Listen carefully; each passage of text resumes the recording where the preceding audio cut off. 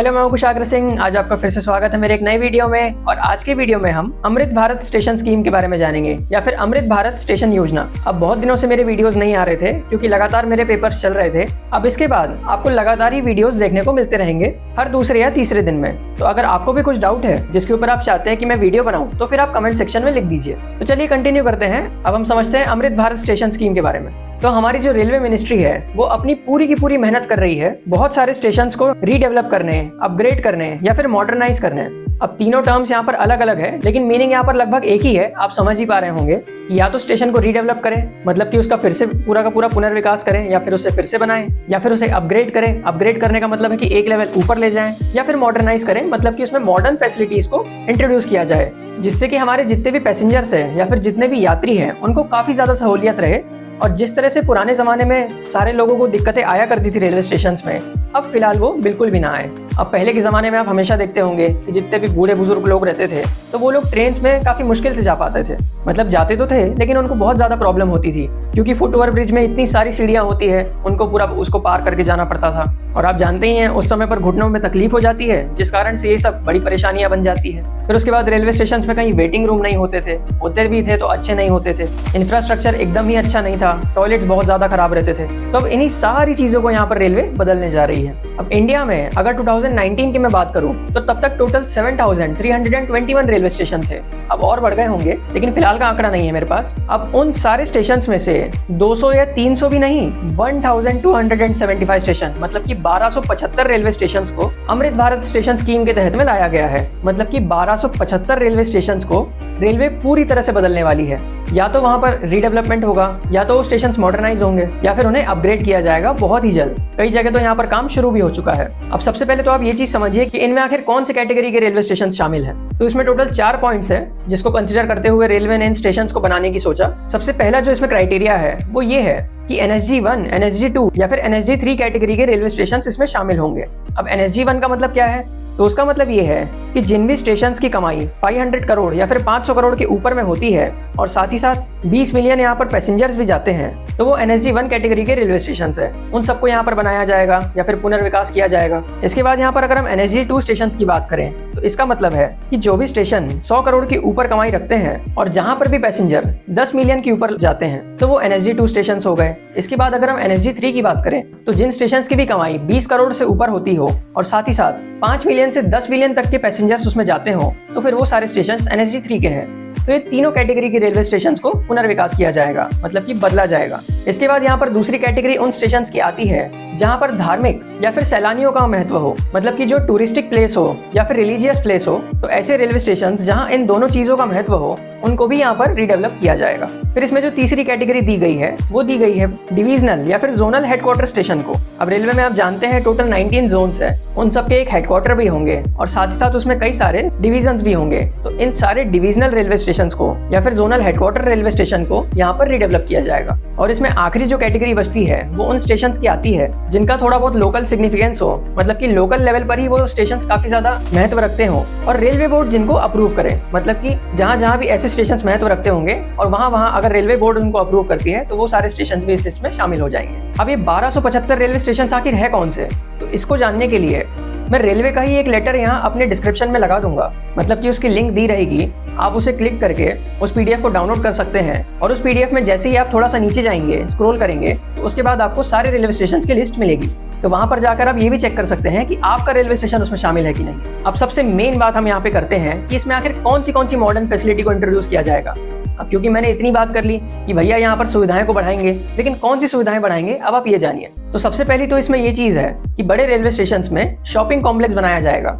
इसके साथ साथ वहां पर मीटिंग एरिया बनाया जाएगा, होटल स्टे होगा। अब जैसा कि आपने गांधीनगर कैपिटल रेलवे स्टेशन में देखा ही होगा कि वहां पर एक 5 स्टार होटल बना है। फिर यहाँ पर रूफ प्लाजा होंगे।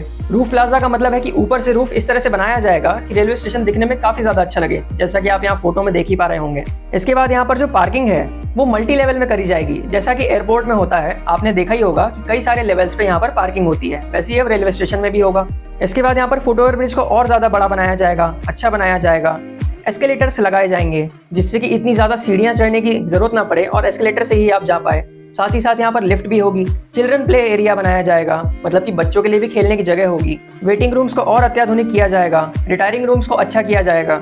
कॉन्कोर्स एरिया को अच्छा किया जाएगा, क्लॉक रूम्स बनाए जाएंगे, टॉयलेट्स को और ज्यादा मॉडर्न बनाएंगे। फूड स्टॉल तो ऐसे ही लगे रहते हैं, लेकिन इनके साथ साथ रेलवे स्टेशन में रेस्टोरेंट्स को भी इंट्रोड्यूस किया जाएगा, मतलब कि कई सारे वहाँ पर रेस्टोरेंट भी बनेंगे। और साथ ही साथ यहाँ पर दिव्यांगजन अनुकूल सुविधाएं भी होंगी, मतलब कि ब्रेल स्क्रिप्ट वगैरह ये सब कुछ वहाँ पर लगाया जाएगा। और साथ ही साथ टॉयलेट्स को उनके हिसाब से भी बनाया जाएगा। और साथ ही साथ जहाँ जहाँ भी सीढ़ियाँ हैं तो वहाँ पर कोशिश करेंगे कि रैंप बना दे, जिनसे कि उनको जाने में उतनी दिक्कत ना जाए। अब ये सारी फैसिलिटीज के साथ जो भी बड़े रेलवे स्टेशन है वो तो बिल्कुल एक मॉल की तरह बन जाएंगे। अब आपने ऐसा फॉरेन के रेलवे स्टेशन में देखा होगा कि बिल्कुल वो मॉल की तरह दिखते हैं, लेकिन अब धीरे धीरे आपको इंडिया में भी वैसी रेलवे स्टेशन दिखने को मिलेंगे। और अगर आप में से कोई ऐसा सोच रहा है कि ऐसा हो ही नहीं सकता, इंडिया में पॉसिबल नहीं है, तो मैं आपको 3 रेलवे स्टेशन का नाम बताता हूँ जो कि ऑलरेडी हमारी सरकार ने डेवलप कर दिया है और वो काफी ज्यादा अच्छे हैं। ये तो सामने सामने आपके लिए एग्जाम्पल ही हो गए हैं। सबसे पहला इसमें आता है SMBT बैंगलोर स्टेशन, जो कि हाल ही में कुछ दिन पहले बना है और बिल्कुल एयरपोर्ट जैसा दिखता है। उसकी भी सारी सुविधाएं बिल्कुल इस तरह से ही है। दूसरा है यहाँ पर भोपाल का रानी कमलापति स्टेशन, जो कि पहले हबीबगंज नाम से जाना जाता था, लेकिन बाद में उसे रानी कमलापति नाम दिया गया और उस स्टेशन आप जानते ही हैं कितना ज्यादा मॉडर्न हो चुका है। इसके बाद तीसरा स्टेशन है गांधीनगर कैपिटल, जो कि गांधीनगर में बनाया गया है और वो स्टेशन भी आप जानते हैं कि उसमें 5 स्टार होटल तक के बनाया गया है और वो भी दिखने में काफी ज्यादा अच्छा लगता है। तो ये 3 रेलवे स्टेशन तो पहले से ही एक एग्जाम्पल बनके यहाँ पर खड़े हो गए हैं और इन्हीं की तरह अब कई सारे रेलवे स्टेशन यहाँ पर बनाए जाएंगे। अब इनका आर्किटेक्चर कैसा रहेगा, मतलब ये दिखने में आखिर कैसे रहेंगे, ये भी आपको डाउट आ रहा होगा कि बाहर से जब आप देखेंगे तो आखिर ये कैसे दिखेंगे। तो या तो कहीं कहीं ये मंदिर के जैसे दिखेंगे, जहाँ जहाँ भी धार्मिक अस्तित्व है वहाँ मंदिरों के जैसे रेलवे स्टेशन बनाए जाएंगे, जो कि दिखने में मंदिरों की तरह आर्किटेक्चर लगे जिनका। बाकी जगहों पर कई सारे एयरपोर्ट जैसे रेलवे स्टेशन बनाए जाएंगे, मतलब कि जैसे आपने एयरपोर्ट देखे होंगे इंटरनेशनल लेवल के, वैसे यहाँ पर रेलवे स्टेशन दिखेंगे। SMBT बैंगलोर एक सबसे बड़ा एग्जांपल है इस चीज का।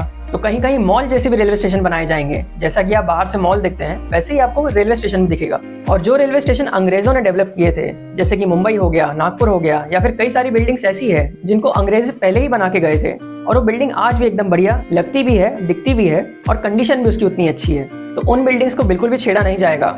हो सकता है वहां पर और डेवलप किया जाए, लेकिन उन बिल्डिंग्स को बिना छेड़े यहाँ पर सारे के सारे काम होंगे। भले ही उन बिल्डिंग्स की साफ सफाई वगैरह या फिर उनकी धुलाई वगैरह ये सब लगातार हो सकती है। और बाकी जो छोटे रेलवे स्टेशन है जहाँ पर भी रीडेवलपमेंट होगा, तो वहाँ पर एक अच्छी बिल्डिंग ही बना दे तो वो बहुत बड़ी बात हो जाएगी। ये चीज तो आप समझते ही हैं कि something is better than nothing, मतलब कि जो रेलवे स्टेशन ऐसे हैं जिनका कोई एग्जिस्टेंस ही नहीं है या फिर जो बहुत ही छोटे हैं, उनमें तो अगर आप अच्छा सा थोड़ा सा मॉडर्न इंफ्रास्ट्रक्चर दे देंगे तो वो भी लोगों को बहुत ज्यादा पसंद आएगा। अब मोदी सरकार के आने के बाद रेलवे में विकास तो बहुत तेजी से हो ही रहा है, ये तो आप लगातार देख ही रहे हैं। अब 2014 में जो रेल बजट आता था वो टोटल 65,000 करोड़ का ही होता था, लेकिन आज 2023 में जो रेल बजट आता है वो 2,40,000 करोड़ का लगभग हो चुका है, मतलब कि 2,40,000 करोड़ का रेलवे बजट अब हो गया है। तो अब आप सोच ही सकते हैं कितना ज्यादा ये चीज बढ़ चुकी है। और अभी कुछ दिन पहले ही 6 अगस्त 2023 को, मतलब कि 6 अगस्त को प्रधानमंत्री मोदी ने लगभग 508 रेलवे स्टेशन के पुनर्विकास का फाउंडेशन स्टोन रखा था या फिर उसका शिलान्यास किया था, जिससे कि 508 रेलवे स्टेशन में काम तो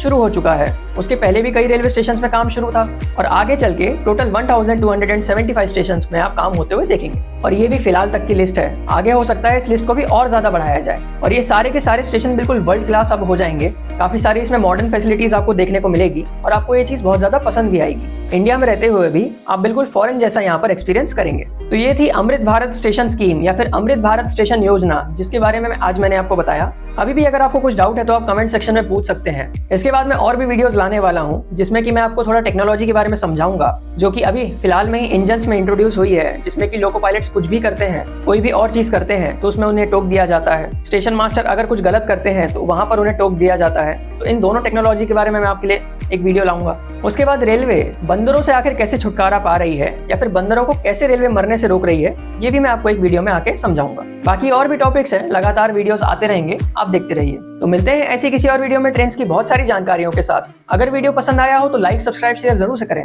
thank you so much for watching this video. धन्यवाद।